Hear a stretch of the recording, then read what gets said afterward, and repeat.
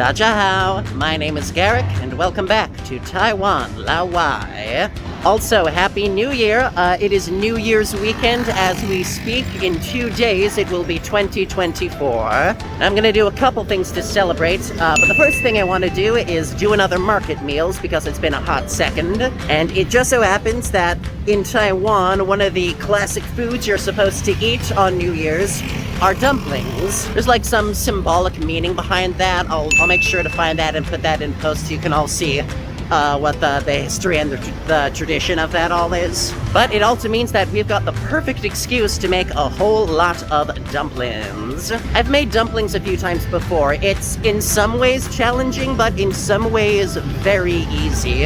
It takes a lot of effort, but the process itself is very simple. So that's what we're gonna do. I'm gonna show you how to make dumplings entirely from scratch. Filling, wrapper, the whole shebang.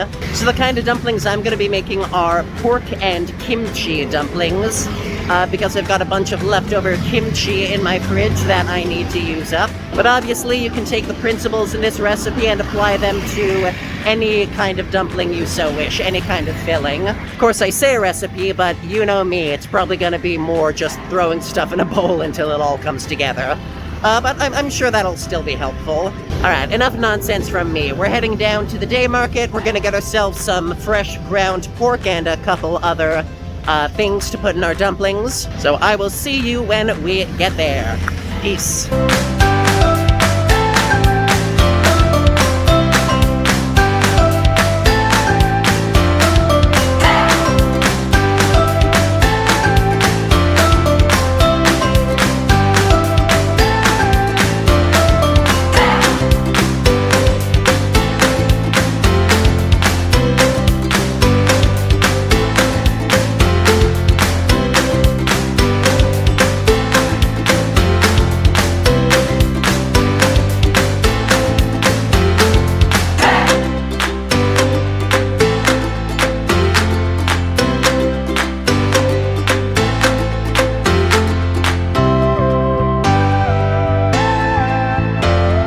Man, I missed going to the market. It's been a while since I've done a market shopping spree like this one. I should do it more often. Alright, so we got our pork. We got 220 NTD worth of ground pork, which is gonna serve us very nicely because I'm hoping to make a big batch and share with my friends at work. We also got some scallions.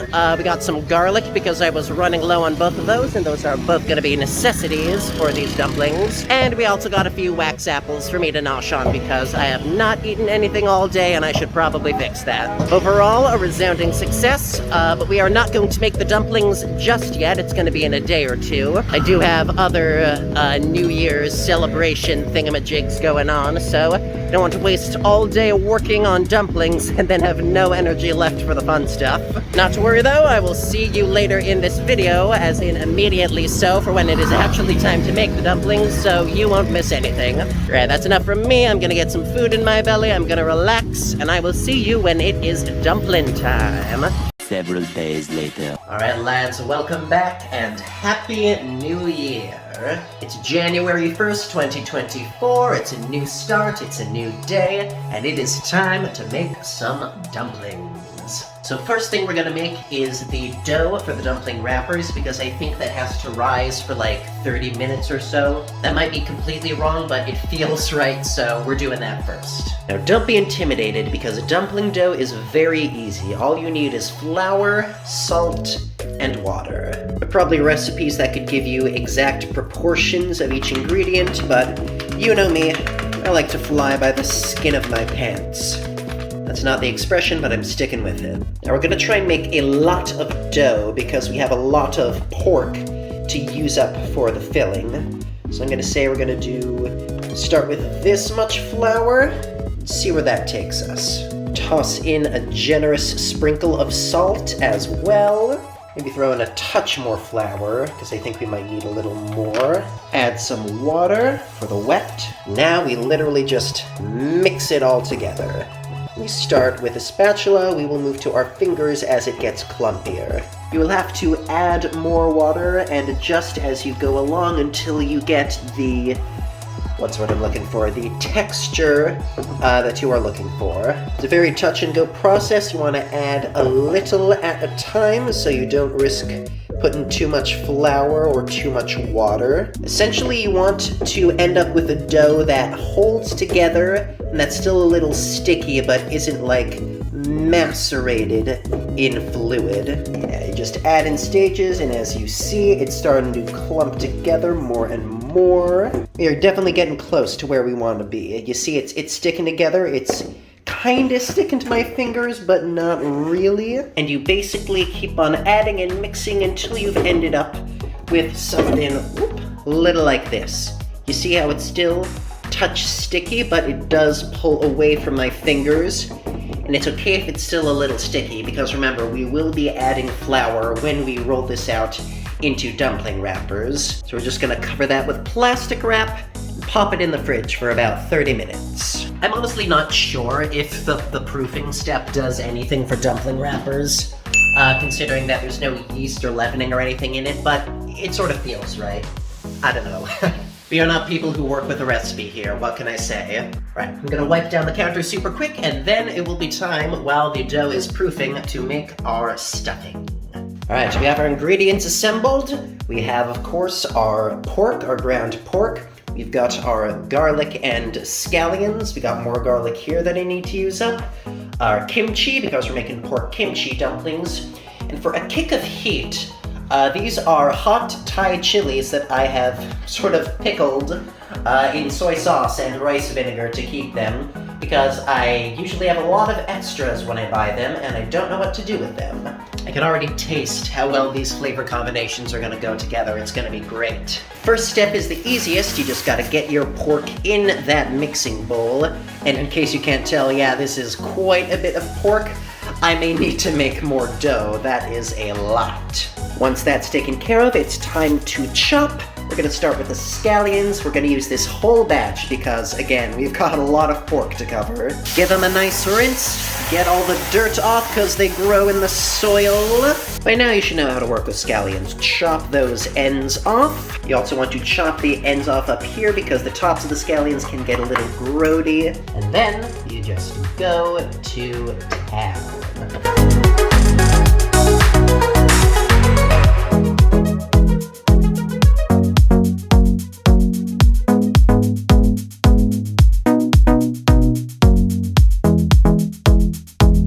Remember, these are getting mixed into dumpling fillings, so we want them nice and small, like this. Get those bad babies in there. I know this looks like a lot of scallion, because it is, but do keep in mind, it's a lot of pork. The goal is to make these dumplings as heavy on vegetables as they are on meat. I'd say we are well on our way to that. Next up is the garlic. I've got a bunch of pre-peeled stuff here, which I know is heresy, but I'm finally using it up. Once you've trimmed the ends off, gather it all in a pile and just go to town.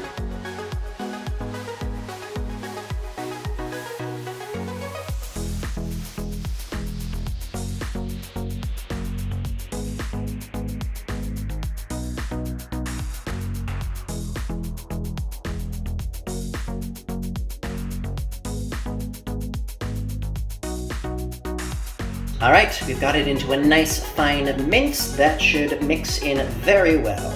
I'll be darned, I'd say that's probably the perfect amount of garlic. Go me. Always remember to wash as you go, wash as you go, wash as you go.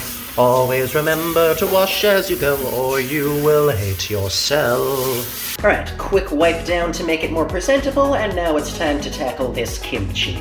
This kimchi is not very spicy, so we don't have to be that sparing with it, but once again, we do want to chop it up pretty small, or else it will be hard to chew through those big lumps of cabbage in the dumpling.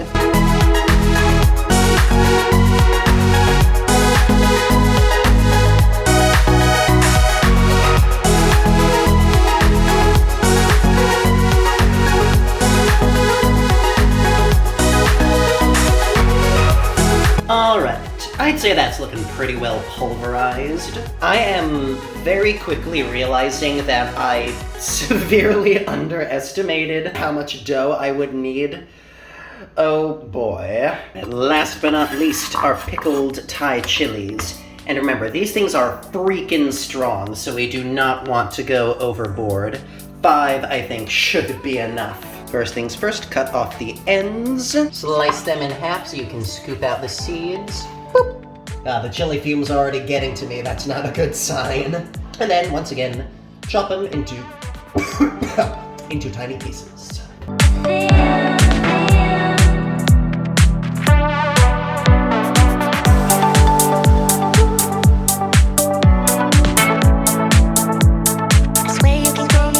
Man, I'm nervous that even this much might be a bit too overpowering. God, I always forget how strong these are. Finish things off with a generous sprinkle of salt. Then take those fingers of yours and just mix it all together until homogeneous. My God, look at that.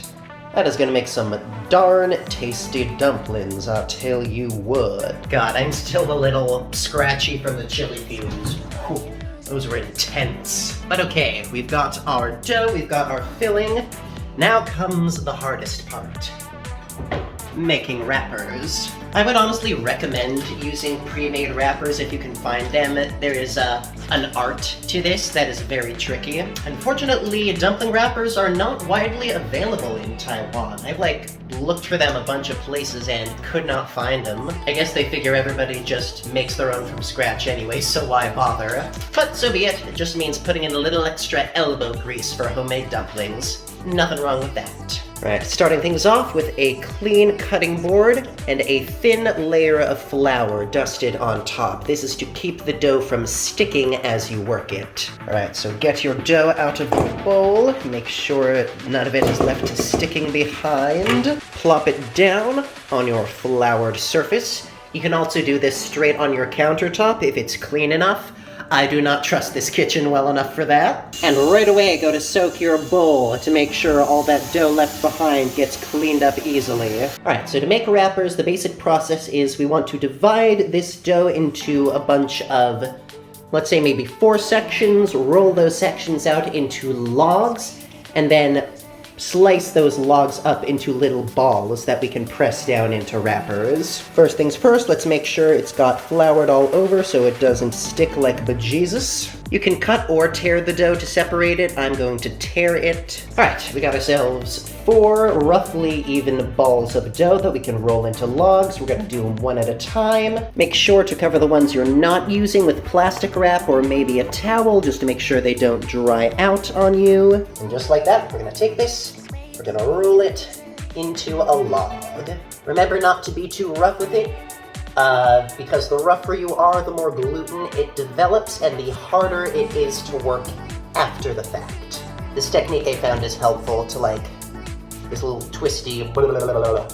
It helps get it looser and stretch it out for you.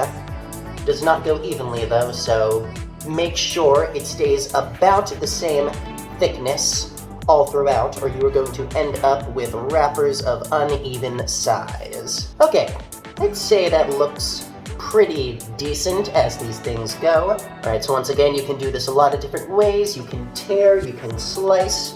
I'm going to tear into pieces and see if I can get them into roughly even-sized balls, little tiny balls of dough.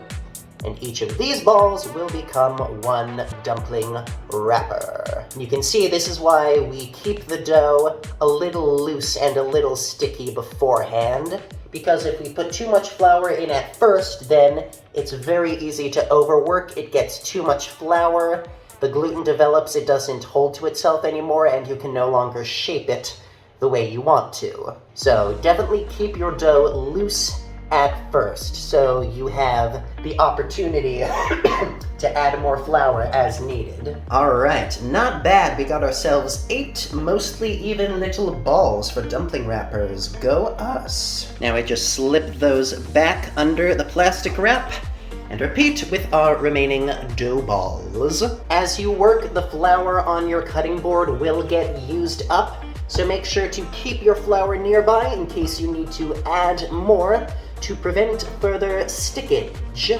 I'm getting the hang of this technique, honestly. It works way better than it probably should. I'm probably disappointing all the Taiwanese grandmas watching this who've been doing it all their life. They're looking at me and they're saying, what is this dumb American doing? Well, if it works, you know, it's a little small. Yep. You see, this is why you keep it loose if you need to add more, if you need to pull and prod and stick and stod. Woo! It's actually pretty fun, if I'm being honest. Like, it's a lot of legwork to get here, but once you're actually doing it, it goes by pretty smoothly, all things considered. Alright, this ball is definitely a little stickier than the first one. I have to, roll all these little balls in the flour to keep it from turning in on itself and sticking to my fingers. Oh man. And remember, you want to keep your balls quite small because they're going to be flattened into dumpling wrappers. So if they're too big, you're going to end up with massive wrappers, and thus you're going to end up with massive dumplings.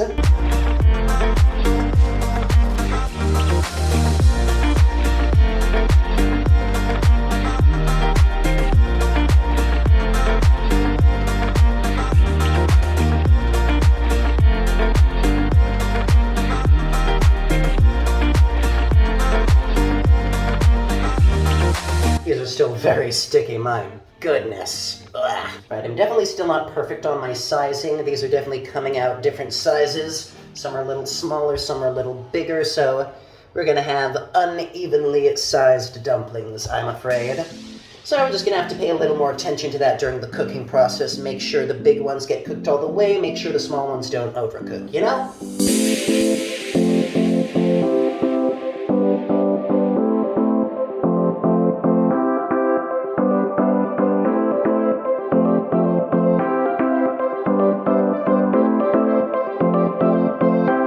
These just keep getting stickier and stickier, I swear. Alright, not bad. We have ended up with 32 dumpling wrappers.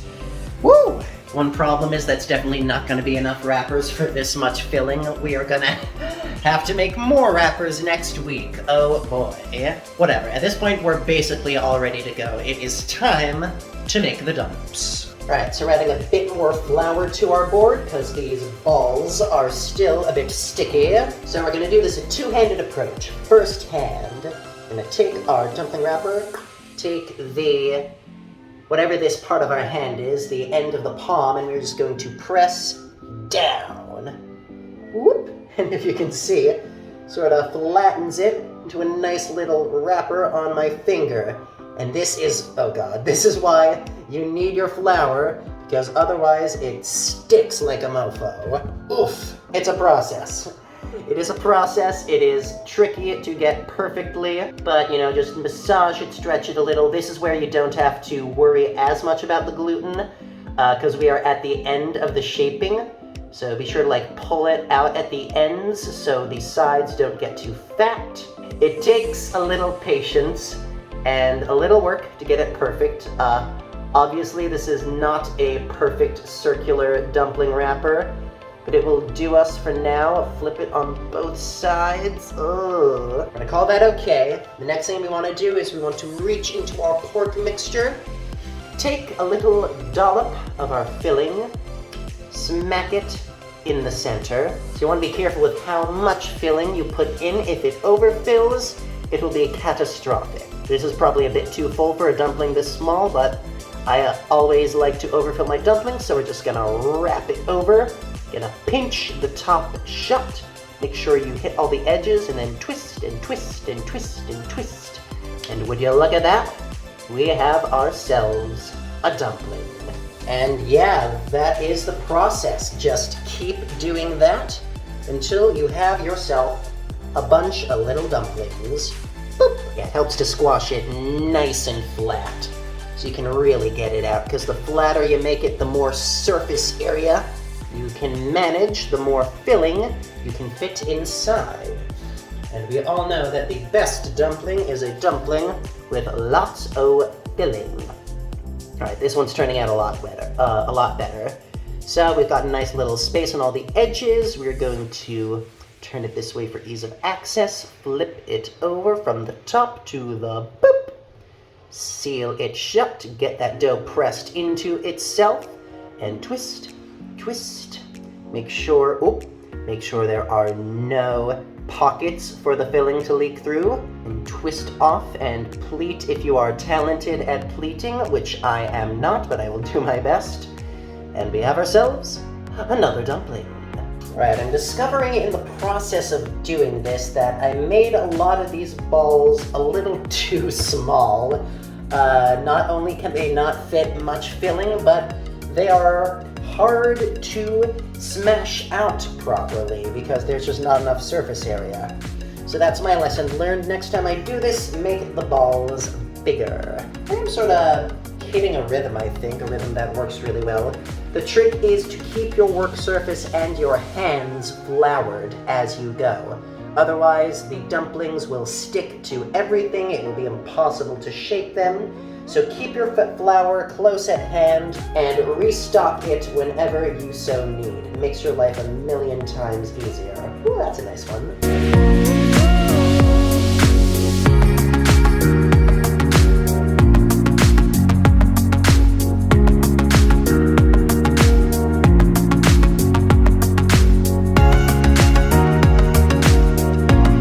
Holy crap, that took so long.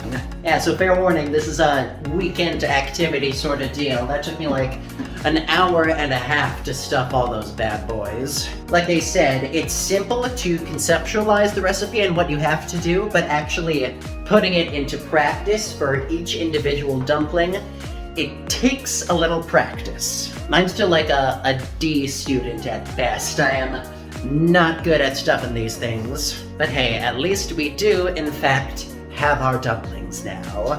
Look at these bad boys, don't they just look delightful? These guys freeze really well, so once we're done here, I'm gonna pop them in the freezer and they will keep for a very long time. But first, it's time for the moment you've all been waiting for. Let's cook a few up and see how they taste. So with dumplings, you can steam them or you can fry them. I'm gonna pan fry these because I like fried dumplings more, and it's just easier because I do not have a handy steamer with me. So we're gonna turn the pan on low, gonna put just a light drizzle of oil in. Even that might be too much, honestly, but yeah, we just want to coat the bottom of the pan in oil. Yeah, I just poured a little bit of oil out. That was definitely too much I put in there. You don't even want a puddle, you just want like a shallow layer for the dumplings to sit on. So we want to wait for this to get nice and hot, but not too hot. This whole process takes place at low heat, basically. Otherwise, you risk scorching stuff. If you want to check the temperature, just flick a little drop of water into the oil. Whoop. You see how it's sizzling? That means it is ready to go. Spit, spit, spit, spit, spit. Alright, we're gonna put these bad boys in. Boop! We're gonna go, I guess, 5 dumplings, because that sounds about right. You can also do this with tongs, which is probably safer. Do not mind my asbestos fingers getting right in the line of fire there. So the technique is we're gonna wait until the bottoms get nice and golden brown and crispy, and then we're going to put a splash of water in, cover it up, steam it the rest of the way. That way you make sure the whole thing gets cooked from top to bottom, and while you keep that lovely crispiness that you want from pot stickers or gyoza or any kind of pan-fried dumpling. It tends to take about 3 or 4 minutes for the bottom to crisp up, but sometimes it can take as little as 2. So just pay attention and make sure it does not get blackened and burnt. Alright, it's been about a minute or 2. You can see the cooking sort of starting to seep up the edges of the dumplings as the heat penetrates the dough. It's a very cool thing. And we're taking a peek, and yeah, this is what we are looking for. This right here. That kind of golden brown bottom crust is the signal that these bad boys are ready for the next step. Super quick splash of water. Boop. And yes, it will spit. Don't worry, if it's low, it's not that bad. Put the cover on, turn the heat all the way down, and just let it steam for a few minutes. And if I was doing this in my big pot, I would have a glass lid and I could check it more easily, but since I don't, I'm just gonna leave it here for 2 minutes, and then we're gonna check. Right, it's been a couple minutes, it's starting to smell really good. We're gonna take off the lid to check. You see how the dough has been sort of colored through? That's a very good sign. So the goal with the steaming, the second step, is to put just enough water in that it steams the dumplings and then evaporates, and then you're still left with that crispy golden brown crust after the whole thing is cooked through. And from the looks of it, that is exactly what we have achieved here. So let's go ahead and turn this off. Transfer these bad boys over to a plate real quick. Get this in the sink with cold water to stop it spitting. Don't worry about the heat. As long as you keep it on low, as I recommended. And take a look at that. Homemade crispy pan-fried dumplings. Woo! I should realistically get some chopsticks for these, but I'm too hungry, so I'm just gonna dig right in. Cheers.